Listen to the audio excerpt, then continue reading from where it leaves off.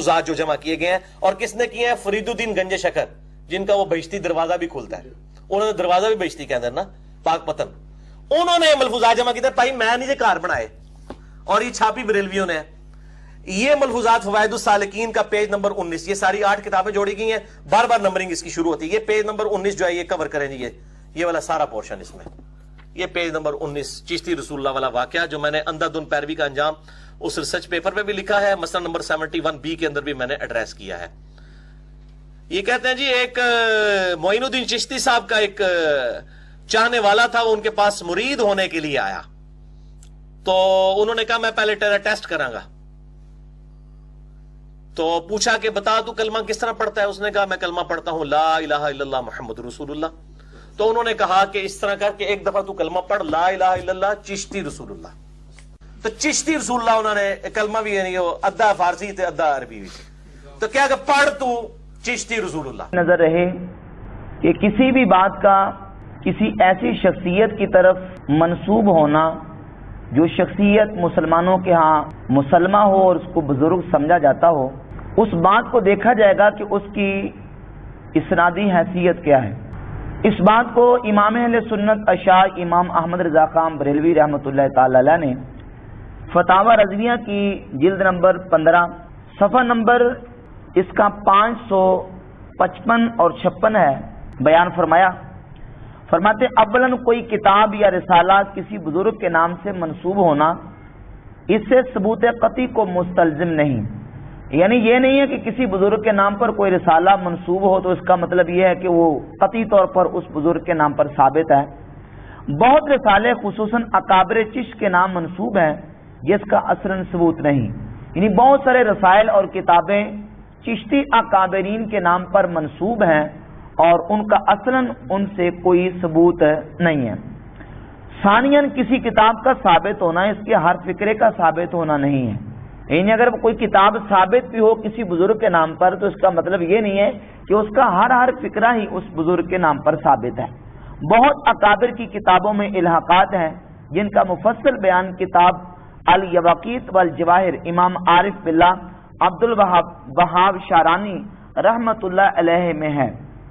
फतावा रज़विया की 22 नंबर जिल्द के सफ़ा नंबर 516 पे इमाम अहले सुन्नत रहमतुल्लाह ताला अलैह फरमाते हैं हजरात औलिया जिनकी विलायत साबित व मुहक्कक है उनसे जो कौल या फेल या हाल ऐसा मनकूल हो कि बज़ाहिर खिलाफ शरअ मुतहर हो, यानी ऐसा कौल और ऐसा फेल उनसे मंसूब हो जो बज़ाहिर कुरान व हदीस और शरीयत मुतहरा के खिलाफ हो, तो अव्वलन अगर वो सनद सही व वाजिबुल एतमाद से साबित नहीं नाकिल पर मरदूद है, यानी अगर उसकी सनद सही नहीं है और मुत्तसिल सनद से साबित नहीं और वो कौल कुरान व हदीस के खिलाफ है तो वो नाकिल नकल करने पर रद्द कर दिया जाएगा, उस कौल को उस बुजुर्ग की तरफ मंसूब और उसको साबित नहीं माना जाएगा।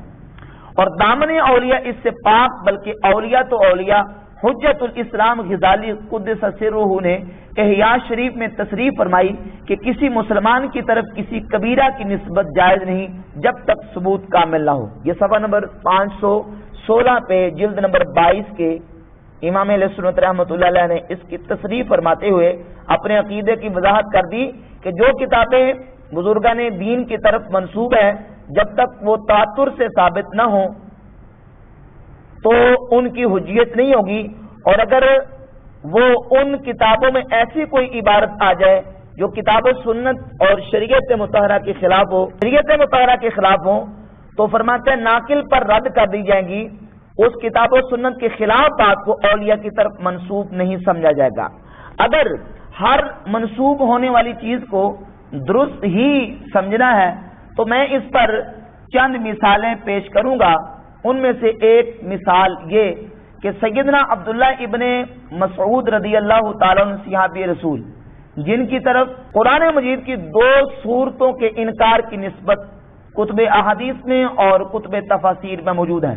हाफिज इब्ने कसीर ने तफसीर इब्ने कसीर में, इमाम अल्लामा अलूसी ने रूहुल मानी में और दीगर मुहद्दिसीन ने इन रिवायात को जिक्र किया, हत्ता के कुतुब अहादीस में ये रिवायत मौजूद है कि हज़रत अब्दुल्ला इब्ने मसूद रदियल्लाहु ताला अन्हु मुअव्वज़तैन यानी कुल आऊज़ बिरब्बिल फलक और कुल आऊज़ बिरब्बिन नास इन दोनों सूरतों को कुरान नहीं समझते थे। حالانکہ قرآن مجید کی کسی ایک آیت بلکہ کسی ایک کلمے کا انکار کرنا بھی صریح کفر اور الحاد اور دائرہ اسلام سے خارج کر دیتا ہے. تو یہ صریح جو بات ان کی طرف منسوب ہے تو ہم یہی کہیں گے کہ یہ بات ان کی طرف جھوٹی منسوب ہے، وہ اس بات کا عقیدہ نہیں رکھتے تھے. ایسے ہی حضرت عبداللہ ابن عباس رضی اللہ تعالیٰ عنہ کی طرف کتب تفاسیر اور کتب حدیث میں متعدد جگہ پہ یہ روایت موجود ہے کہ وہ یہ بیان کرتے تھے کہ 7 آسمان ہیں اور 7 زمینیں ہیں اور باقی 6 زمینوں میں بھی نبی کریم صلی اللہ علیہ وسلم کی مثل محمد صلی اللہ علیہ وسلم موجود ہے. یعنی جس طرح ہماری زمین میں نبی کریم صلی اللہ علیہ وسلم مبعوث ہوئے، باقی جو 6 زمینیں ہیں ان زمینوں میں نبی صلی اللہ علیہ وسلم کی مثل نبی موجود ہے. اور یہ عقیدہ ہے کہ اگر اس اثر کے ظاہر کو اگر مانا جائے اور اس کو ظاہر پہ محمول کیا جائے تو یہ اثر بالکل سرکار دو عالم صلی اللہ علیہ وسلم کی ختم نبوت کی نفی کرنے والا ہے. کیونکہ جس طرح حضور نبی کریم صلی اللہ علیہ وسلم کے بعد کوئی نبی نہیں آ سکتا، حضور کی یعنی بعدیت ختم نبوت کے منافی ہے، اس طرح معیت بھی ختم نبوت کے منافی ہے. یعنی رسول اللہ صلی اللہ علیہ وسلم کے بعد جس طرح کوئی نبی آئے تو سرکار کی ختم نبوت میں فرق آتا ہے، اس طرح حضور کے دور میں بھی کہیں اور کو نبی ہو تو تب بھی نبی کریم علیہ الصلوۃ والسلام کی ختم نبوت پہ زد آتی ہے. لہذا یہ اثر اس کے ظاہر پر اس کو تسلیم نہیں کیا جائے گا، بلکہ یہی کہا جائے گا کہ یہ حضرت عبداللہ بن عباس کی طرف منسوب ہے. اسی طرح تلک الغرانیق الاولی والی روایت جس کے بارے میں مرزا خود کہہ چکا ہے کہ یہ موسٹ ڈینجرس مثالیں ہیں اور یہ خطرناک قسم کی روایت ہیں جو تفاسیر اور احادیث کی کتابوں میں موجود ہیں. اور صحابہ اکرام میں سے حضرت عبداللہ بن مسعود، حضرت عبداللہ بن عباس رضی اللہ تعالی عنہ کی طرف یہ روایات منسوب ہیں. مصنف بزار اور کشف الاسرار وغیرہ میں یہ متصل اسناد کے ساتھ مروی ہیں کہ معاذ اللہ العیاذ باللہ تعالی رسول اللہ صلی اللہ علیہ وسلم قرآن مجید کی تلاوت کر رہے تھے اور سرکار دو عالم صلی اللہ علیہ وسلم کی زبان پر شیطان نے 2 آیتیں اپنی طرف سے گڑھ کے جاری کروا دی. تو اب اس بات کو اگر عبداللہ بن عباس رضی اللہ تعالی کی طرف نسبت اس کی صحیح مانے تو اس سے تو معاذ اللہ سیدنا عبداللہ ابن عباس یا عبی رسول کی طرف کفر کی نسبت کرنا لازم آئے گا. تو ہم یہی کہیں گے کہ یہ ان کی طرف نسبت ہی اس بات کی غلط ہے، نسبت درست نہیں. اس طرح کی من گڑھ اور جعلی قسم کی یا کم جو ضعیف قسم کی روایات یا رسول کی طرف منسوب ہے اس کا ان سے کوئی تعلق نہیں ہے، وہ اس سے بری ہیں. اسی طرح ائمہ مجتہدین میں سے حضرت امام ابو حنیفہ رحمۃ اللہ علیہ کی طرف بہت سارے کتابوں میں کفریات تک منسوب لوگوں نے لکھ دیے. جس طرح تاریخ بغداد میں اس کی بہت ساری مثالیں موجود ہیں کہ سیدنا امام اعظم ابو حنیفہ رحمۃ اللہ علیہ کی طرف کفریات تک منسوب کیا گیا. حالانکہ امام ابو حنیفہ رحمۃ اللہ علیہ کی ذاتی عقیدت وہ تمام جو اہل سنت کہلانے والے ہیں کم از کم ان کے ہاں مسلمان ہیں. وہابی، دیوبندی، اہل سنت و جماعت سب امام ابو حنیفہ رحمۃ اللہ علیہ کو کم از کم اللہ کا نیک بندہ اور مسلمانوں کی امت مسلمہ کا امام ضرور مانتے ہیں. تو اس کے باوجود ان کی طرف کفریات تک منسوب ہے. اب ان کتابوں سے ان کفریات کو کوئی پڑھ کے تو امام ابو حنیفہ رحمۃ اللہ کی ذات پر جرح کرے اور امام اعظم ابو حنیفہ رحمۃ اللہ کی ذات پر تعین و تشریح کرے تو اس کی بدبختی اور گمراہی کی دلیل ہے. امام اعظم رضی اللہ تعالیٰ عنہ کا دامن اس سے صاف ہے. اسی طرح آپ کتب اسماء و رجال اٹھا کے دیکھ لیں. امام بخاری رحمۃ اللہ تعالی علیہ کی طرف عقیدہ خلق قرآن کی نسبت کی کتابوں میں موجود ہے کہ امام بخاری رحمۃ اللہ علیہ وہ قرآن پاک کو اللہ کی مخلوق سمجھتے تھے. تو نسبت ان کی طرف موجود ہے، حالانکہ امام بخاری کا دامن اس سے صاف ہے، وہ قرآن کو اللہ کی مخلوق نہیں سمجھتے تھے. تو صرف کسی بات کی نسبت ہو جانا کسی اللہ کے ولی کی طرف ان کی ذات کو مجرور نہیں کرے گا جب تک کہ وہ نسبت تواتر سے ثابت نہ ہو. کسی مسلمان کی طرف بھی کبیرہ گناہ کی نسبت کرنا تواتر کے بغیر جائز نہیں ہے.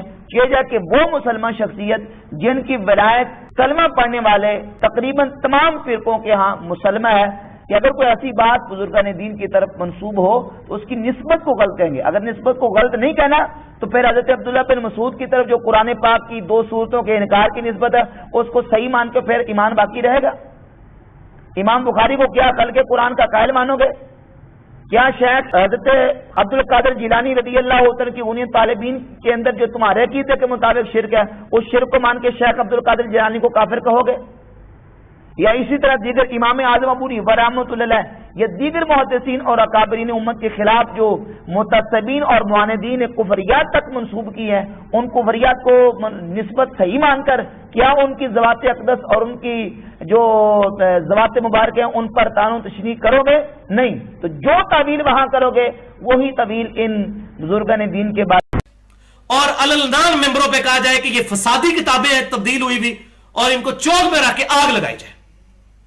خالی کہہ کہ جان نہیں چھوٹے گی، کتابوں کے نسخے واپس لیں۔ دوسری منطقی انجام، پھر لوگوں کو کہیں کہ یار یہ ہم بزرگوں کے پیچھے آپ کو لگایا ہوا تھا، خدا کے لیے اللہ نے حفاظت کا ذمہ لیا ہے قرآن اور حدیث کا، بزرگوں کی کتابوں کی تو کریڈیبلٹی خراب ہوگی۔ اور یہ جو کہتے ہیں نا جی اچھی بات لے لیں قرآن حدیث والی اور بری چھوڑ دیں، تو اچھی بھی ادھر سے لینے کی ضرورت ہے، وہ پہلے قرآن حدیث میں موجود ہے۔ کہتے ہیں جی قرآن حدیث کے مطابق ہے تو لے لیں، نہیں ہے تو چھوڑ دیں، تو وہ پہلے ہی قرآن حدیث میں موجود ہے، اس کو ہی کیوں لینا ہے؟ ایسے کر کے کان کیوں پکڑنا ہے؟ گندگی کے ڈھیر سے ہی کیوں چیز نکالنی ہے؟ جب صاف ستھری سبزی آپ کو مل رہی ہے تو گندگی کی ڈھیر پہ کوئی اگا ہوا آلو آپ نے لے کے پکانا ہے؟ یہ بھی فراڈ ہے۔ جی اچھی لے لیں گے بری چھوڑ دیں گے، نہیں لیں گے تو پبلک کو بتائیں یہ فراڈیا کتابیں تھی، ہم نے آگ لگا دی، ان کے یہ ان بزرگوں کی کتابیں نہیں ہیں، آندھا سے پرنٹنگ بند کی جائے، اور یہ جو حرام خوریاں کر رہے ہیں علماء اس کی بنیاد پر پیسے چھاپ رہے ہیں، اس کو معرفت کی باتیں اور تصوف کی باتیں، جی جس کو بات یہ کہ واقعتاً یہ یعنی گستاخانہ چیز ہے۔ پیغمبر کے بارے میں یہ امیجن نہیں کیا جا سکتا کہ وہ خودکشی کی کوشش کریں گے۔ یہ صحیح بخاری میں جو حدیث ہے نا، یہ حدیث کے الفاظ جو ہے نا یہ متصل سند کے ساتھ نہیں ہے۔